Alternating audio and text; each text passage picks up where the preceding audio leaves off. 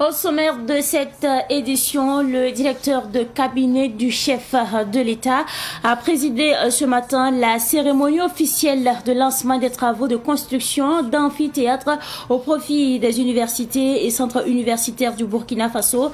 C'est une salle de 1000 places qui permettra de résoudre le problème d'infrastructure auquel est confrontée l'université Thomas Sankara. La cérémonie à suivre dans ce journal.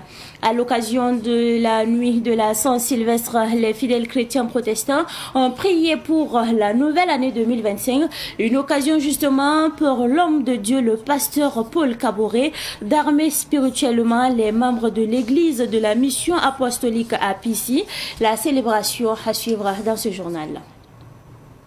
Mesdames et messieurs, bonsoir et bienvenue à ce rendez-vous consacré à l'actualité sur Savan TV. À cette nouvelle année 2025, 40 amphithéâtres au Burkina Faso, des ouvrages pour contribuer à l'amélioration de la qualité de l'enseignement supérieur au pays des hommes intègres. La construction de ces amphithéâtres entre encore dans le cadre de l'initiative présidentielle pour une éducation de qualité pour tous en abrégé. IPEC. La pose de la première pierre a eu lieu ce matin au sein de l'université Thomas Sankara. C'est un reportage signé Daouda Yambego.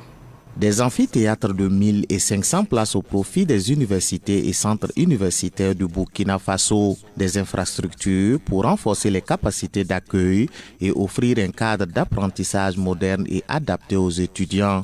Ces infrastructures qui viendront véritablement répondre, je dirais, à un appel récurrent et pressant de la question, je dirais, de l'insuffisance des capacités d'accueil et pour nous, une sorte de plan Marshall sur les universités. Voyez-vous, depuis les années 2000, c'était des questions qui étaient légitimement soulevées par tous les acteurs de l'enseignement supérieur et de la recherche, notamment la question d'insuffisance des infrastructures pédagogiques et pouvoir construire une quarantaine d'amphithéâtres en 5 ans. Je pense que tout le peuple burkinabé peut être témoin de cet engagement très fort du président du Faso en faveur de la jeunesse, en faveur de l'enseignement supérieur. Ces amphithéâtres, au nombre de 40, seront réalisés en 5 ans. Des laboratoires modernes, des bureaux, des salles de conférences et des espaces détente seront également construits. Cette initiative est de la présidence et conduite par le Bureau national des grands projets. Une lueur d'espoir s'élève dans le ciel universitaire grâce à la volonté manifeste du président du Faso de rompre avec des héritages coloniaux improductifs et des politiques ou stratégies éducatives de court terme ou guidées par des intérêts égoïstes de groupuscules qui sont passés au fil des années précédentes dans la location de bâtiments inadaptés à des coûts souvent exorbitants. Je vous invite donc, chers bénéficiaires du monde éducatif, à vous approprier cette initiative et à mobiliser vos savoirs et ressources pour qu'ensemble, nous construisons des universités fortes et porteuses de progrès économique et social. Pendant 5 ans, l'initiative va permettre l'aménagement et l'embellissement des universités. Nous lançons aujourd'hui une série de projets d'infrastructures universitaires marquant non seulement une étape importante dans le développement de notre enseignement supérieur, mais aussi un engagement renouvelé envers l'avenir de nos étudiants, de nos chercheurs et enseignants-chercheurs et de notre société de façon globale.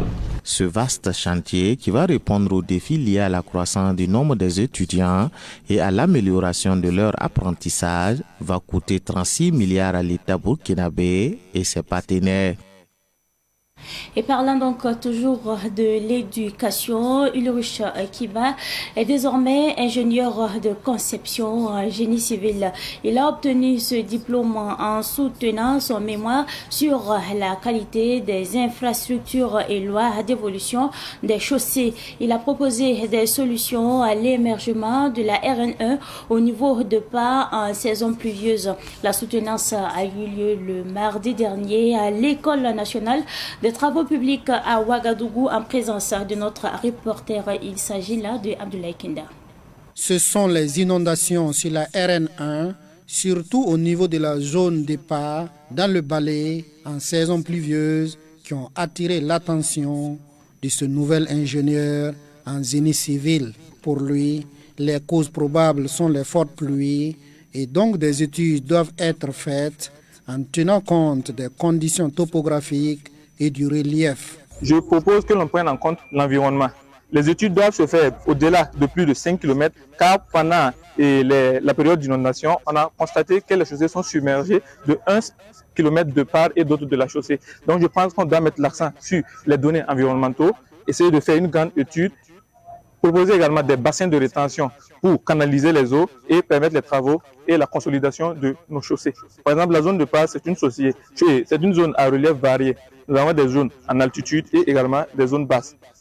Pendant les saisons de pluie, il y a le ruissellement accru qui se fait vers les chaussées situées en contrebas, c'est ce qui entraîne les érosions et les affouillements de nos chaussées. Pour son directeur de mémoire, Lazare Kombéré, la conception est l'élément de base de la réalisation d'un réseau routier. Nous avons essayé de comprendre pourquoi chaque fois il y a effectivement des eaux à un moment donné, des fortes pluies. Et nous avons compris que c'est vrai que la structure tient, mais dans son aménagement, dans son traitement au niveau de l'environnement, ça pose problème. Ça veut dire que de par le passé, la conception n'a pas pris en compte certains paramètres, surtout liés au plan d'eau. C'est pour ça que nous avons, et ça s'est effectivement confirmé quand l'étudiant effectivement s'est rendu sur le lieu. Il a constaté qu'à un moment donné, le plan d'eau évolue de part et d'autre de plus d'1 kilomètre. Ulrich Kiba a obtenu la note de 17 sur 20 et son directeur de mémoire invite le gouvernement à revoir la conception de la route, surtout au niveau des pas, pour éviter l'émergement en saison pluvieuse. Cette fois-ci, nous déposons nos valises à Bobo-Dioulasso, la capitale économique du Burkina Faso. Les licenciements à la SMP ont été faits suivant les textes en vigueur. Face à la presse à Bobo-Dioulasso, le dimanche dernier, les premiers responsables de la société de manutention et de placement ont tenu en tout cas à apporter un démenti formel aux accusations des ex-travailleurs dont les sorties sur les réseaux sociaux jetteraient l'opprobre sur la structure. On en sait un peu plus avec notre reporter depuis Bobo-Dioulasso. Il s'agit là de Nongasida Thomasondo. Lors d'une récente conférence de presse, la direction de la société de manutention et de placement a exprimé son indignation après avoir visionné une vidéo diffusée sur les réseaux sociaux. Dans cette vidéo, les ouvriers font appel au gouvernement pour qu'il intervienne en faveur de leur situation. Selon le responsable des ressources humaines Abouakar Komi, cette initiative va à l'encontre des accords établis avec leurs partenaires Simaso et Simfaso. Il a souligné que les actions des ouvriers portent préjudice à l'image de ces entreprises. Nous avions jugé nécessaire donc de tenir une conférence de presse pour apporter un éclairci, voire un démenti sur ces fausses allégations. C'est un contrat de prestation. Donc, dans lequel contrat, les clauses sont claires. Nous avions eu connaissance de ces clauses et nous avions passé donc à la signature.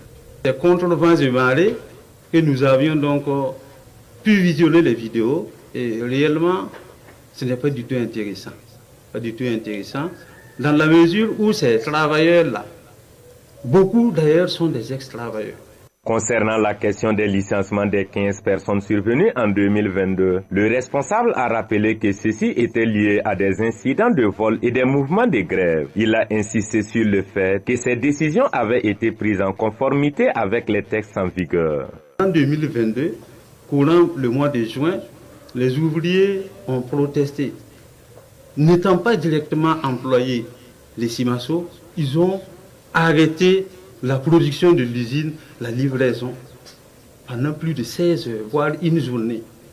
Donc, à l'issue de cette protestation, de cette grève-là, nous avions procédé légalement, selon les textes, à leur licenciement. Donc, il faut dire que la majeure partie même de ceux-là qui étaient à cette conférence de presse sont ces ouvriers, y compris des ouvriers qui ont été licenciés pour faute lourde. La société de manutention et de placement s'est dit déterminée à respecter les engagements contractuels et à maintenir un dialogue constructif avec ses partenaires et ses employés. Après donc Bobo Dioulasso, retour à Ouagadougou et nous parlons justement de la Brigade nationale des sapeurs-pompiers, en abrégé BNSP, qui a dressé le bilan de ses interventions en 2024. Selon le lieutenant-colonel Rasmani Wango, la BNSP a effectué plus de 20 000 interventions. Il s'est exprimé au cours d'une conférence de presse animée ce matin même à l'état-major de la BNSP. Écoutons donc le lieutenant-colonel Rasmani Wango qui s'exprime au micro de notre reporter Samuel Moko. On note 21 144 interventions pour l'année 2024 pour 22 098 victimes, dont 619 victimes décédées. Il y a 13 369 interventions qui sont des accidents de circulation pour plus de 17 300 victimes, dont 200 victimes décédées sur l'ensemble du territoire national. Et cette part des activités de circulation représente environ 64% de nos interventions sur le territoire national. Comparativement à l'année dernière, en 2023, on a enregistré 18 553 interventions pour 19 964 victimes, dont 553 victimes décédées. Le bilan de nos interventions se chiffre pour ces périodes festives du 24 et 25 décembre. 167 interventions ont été menées pour les 2 jours de fête pour 180 victimes, dont 6 victimes décédées. Et de ces interventions, 128 interventions sont du ressort des accidents de circulation. Et pour la journée du 31 et le 1er janvier, les interventions de la brigade se chiffrent à 196 interventions pour 216 victimes, dont 4 victimes décédées. Il y a eu 145 interventions liées pour accidents de circulation qui représentent près de 80% de nos interventions lors des périodes festives. De nouvelles là, on en parle également dans l'actualité de ce soir et nous parlons justement du chef de Zaktuli, Naba Kango, qui souhaite la paix et la sécurité pour le Burkina Faso. Dans ses vœux, il appelle l'ensemble donc des Burkinabés amoureux des coutumes et traditions à se mobiliser cette année pour faire de la journée du 15 mai une réussite. Naba Kango, chef de Zaktuli, est au micro de Siblina Kessi. Nous venons d'entamer une année nouvelle 2025.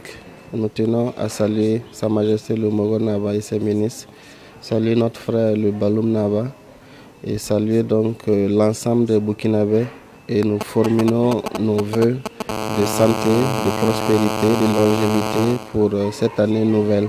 Nous prions Dieu donc que cette année soit donc une année de paix, une année de prospérité, que les forces combattantes donc, puissent recouvrer l'intégralité donc, du territoire, également à l'ensemble donc, des agents de santé qui puissent s'occuper donc, des malades au quotidien.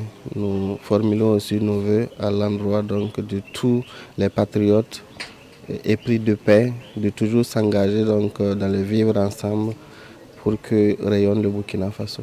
L'année 2024 a été ponctuée par l'instauration d'une journée des coutumes et des traditions.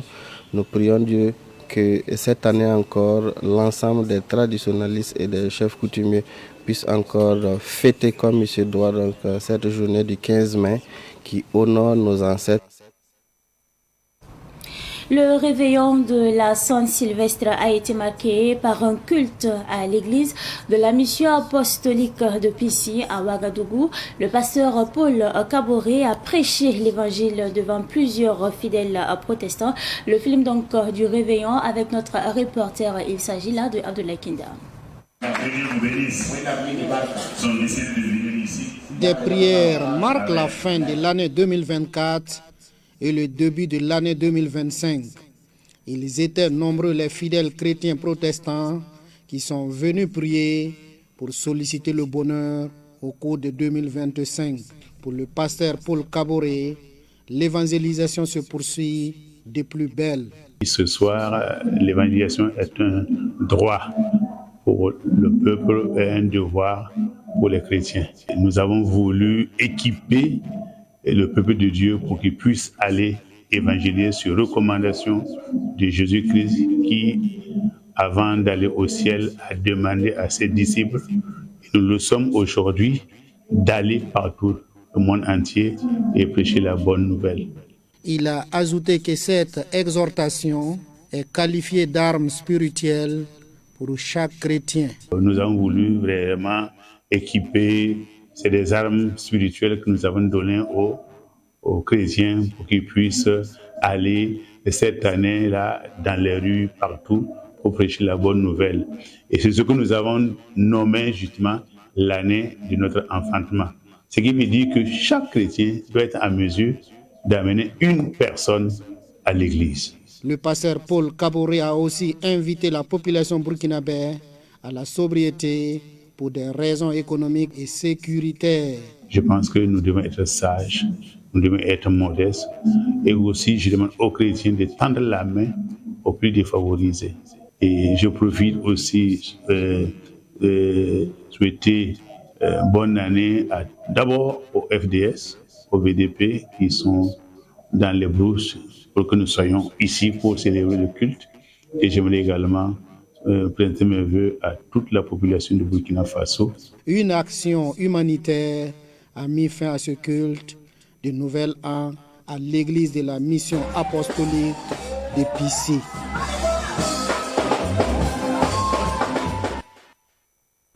Dans l'actualité de ce 2 janvier 2025, nous parlons également de la nuit du Diwan, une soirée dédiée aux louanges et aux invocations. C'est un événement qui se distingue par les chants religieux et les prêches. Cet événement se veut donc une alternative aux dérives des jeunes au seuil du Nouvel An. La nuit du Diwan a eu lieu dans la nuit du 31 décembre 2024 au 1er janvier 2025 à Ouagadougou. On en sait un peu plus avec notre reporter Daouda Yamego.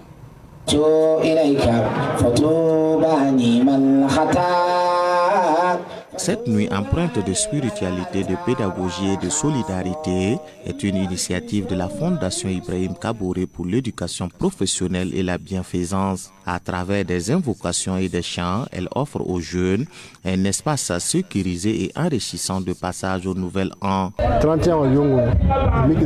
La nuit du 31, c'est une nuit agitée et la plupart des jeunes ont pris cette nuit pour faire des violences et autres excès qui sont contre-indiqués par la religion musulmane.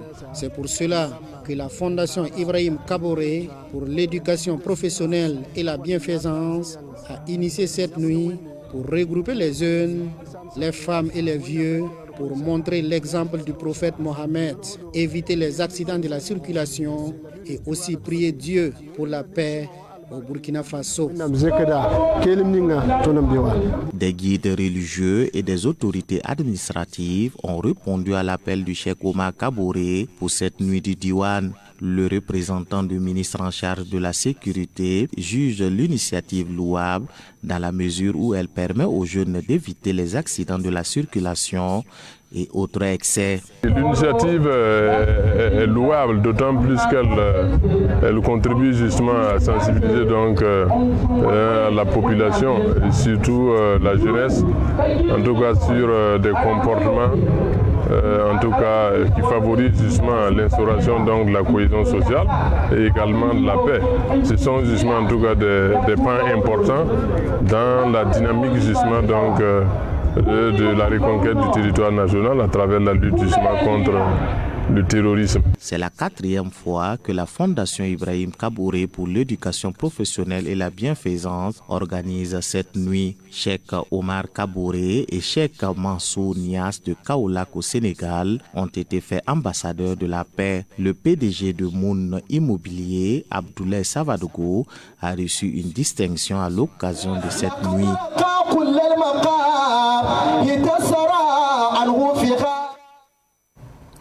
Journée des leaders coutumiers dans la commune de Gourcy, dans la région du Nord. Une journée de promotion de la culture, de la paix et de la cohésion sociale dans la région du Nord. Première du genre, l'initiative entre donc dans le cadre du projet communautaire de relèvement et de stabilisation du Sahel. Elle a pour partenaire l'association Monde Rural en abrégé AMR.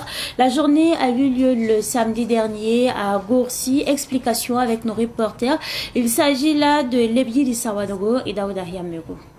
Prévenir les conflits et consolider la paix au sein des communautés, l'AMR, l'association Monde Rural et ses partenaires sont convaincus qu'il faut l'apport des leaders coutumiers, d'où l'organisation de la journée des leaders coutumiers et traditionnels. L'autorité morale coutumière a un rôle immensement important et que pendant longtemps nous avons plus ou moins ignoré. Alors nous pensons qu'avec les problèmes auxquels notre pays fait face aujourd'hui, en termes d'insécurité, en termes de permanence des conflits, et il faut, en tout cas pour AMR, réhabiliter la fonction de chefferie coutumière de telle sorte qu'elle puisse jouer pleinement son rôle, en ce sens qu'elle reste efficace et sur certains dossiers, notamment le foncier au niveau local, notamment la gestion de certaines crises au niveau local. Et nous pensons qu'ils sont les mieux indiqués à analyser les problèmes qui sont les leurs. Cette journée de renforcement des mécanismes locaux et de dialogue social est saluée par le chef de Gourcy. Une première qui montre que les chefs traditionnels et coutumiers sont mis au centre des préoccupations et sont invités et conviés à jouer leur rôle, et qui est un rôle de cohésion sociale et un rôle vraiment de paix. Cette journée est vraiment la bienvenue et nous la prenons avec beaucoup de sérieux et nous avons conscience du rôle qui est attendu de nous. Le projet communautaire de relèvement et de stabilisation du Sahel et son partenaire facilitateur AMR comptent pérenniser cette activité pour prévenir les conflits et aussi travailler à permettre aux chefs coutumiers d'obtenir un statut particulier. D'ailleurs, évoqué lors de la déclaration de politique générale du Premier ministre Rimtalba Jean-Emmanuel Ouedraogo vendredi dernier.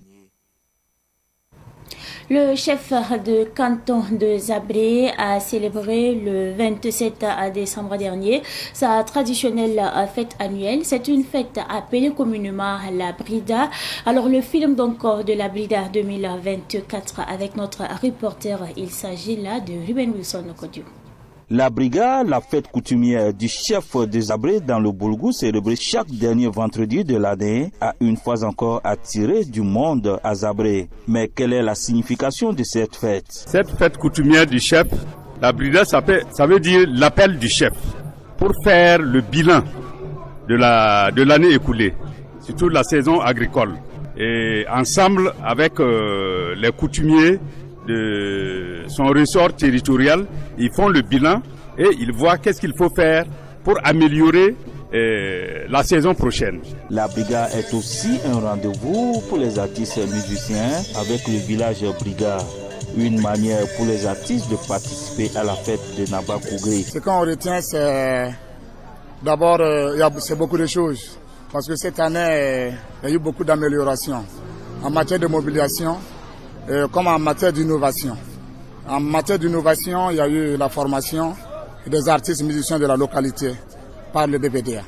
Alors, si je vais pas de leur côté, en matière de mobilisation, tous les 3 jours, c'est un immense public qui vient vivre avec les artistes burkinabés. Donc je pense que cette année, ce que je retiens, c'est l'émotion. L'émotion de la 6e édition, elle était vraiment très très grande. Je dis merci à Dieu, merci aux membres de nos ancêtres de nous avoir accordé la santé et la puissance de pouvoir piloter cette 6e édition. Le chef du canton de Zabré, Naba Kougri, présente ses vœux les meilleurs au peuple burkinabé. Tout le signe de la cohésion sociale, de vivre ensemble et surtout la paix pour le pays. C'est des souhaits de vœux de santé, de prospérité pour la commune de Zabré, un souhait de longévité à l'endroit de son excellence le président Ibrahim Traoré et le souhait de la paix totale, la paix retrouvée pour tout le Burkina Faso, qu'on n'entend plus parler de terrorisme au Burkina Faso. Et aussi le souhait pour que Savane puisse revenir dans les éditions prochaines pour fêter avec nous. Comme à l'accoutumée, la fête a été marquée par des danses, des sacrifices pour le bon déroulement de la campagne agricole. Puisqu'elle adoucit les mœurs, comprenez donc que la musique est également au menu de l'actualité de ce soir. Et nous parlons justement de l'artiste musicien Jackie Méda, à l'état civil Jacques Méda, qui totalise 15 ans de carrière musicale. Jackie Méda a donc rencontré la presse pour parler de la valorisation de la culture et encourager surtout la jeune génération à emboîter ses pas. La rencontre avec la presse a eu lieu au cours des 72 heures de célébration de cette carrière musicale. C'était donc le vendredi dernier. C'est un reportage signé Madina Toudraogo et Salifa Sanouidi. Ambeire, lui, Samda, le manager de tous les artistes. Face aux hommes de médias, Jackie Méda, à l'état civil, Jacques Balankoum Méda, invite la jeune génération à valoriser la culture du terroir. Bon, vous savez, c'est souvent les situations vécues. L'entourage, c'est que moi, je suis né orphelin. J'ai perdu mon papa à l'âge de 7 ans. En plus, je n'ai pas eu de soutien comme ça. C'est ce qui a fait que j'ai abandonné le bas. Et toutes les souffrances que j'ai eu à faire, au lieu d'aller expliquer partout aux gens, je préfère, la musique est faite pour véhiculer le message. Je préfère chanter pour faire passer le message à tous les orphelins, à tous ceux qui sont dans des difficultés. Donc voilà pourquoi ça m'a donné l'idée de chanter au lieu d'aller mendier ou faire quelque chose. Et grâce à Dieu, j'ai eu 15 ans. Le parrain Hervé Igné dit reconnaître les œuvres de Jackie Méda qui lui ont été d'un grand soutien en tant qu'homme de culture. Depuis pratiquement 5 années, nous tournons dans la région du sud-ouest, particulièrement au niveau donc, du Yoba, pour soutenir l'excellence scolaire. Et qui dit excellence scolaire dit culture, dit éducation, dit motivation. Et c'est dans ce cadre-là que Jackie Méda nous a accompagnés durant ces 5 premières années que nous avons tourné ensemble. Et j'ai vu en lui quelqu'un qui a, et comme je l'ai dit dans mon mot, qui a révolutionné la musique d'Agara au niveau donc du sud-ouest. Au cours de ses 15 ans de vie musicale, Jacques Balankoum Méda, alias Jackie Méda, a réuni au total 5 albums. À cette nouvelle année 2025, nous devons transformer nos rêves en réalité. Nous devons marcher avec détermination sur le chemin que nous avons décidé de prendre à cette nouvelle année. Investis dans ton savoir, entoure-toi des bonnes personnes et prends des risques car réussir reste la dernière option. Prenez soin de vous. C'est tout pour cette édition du soir que j'ai pris en tout cas du plaisir à vous présenter. Merci à vous pour votre constante fidélité. Excellente suite de programmes en compagnie bien sûr des programmes de la télévision des Nouvelles Idées.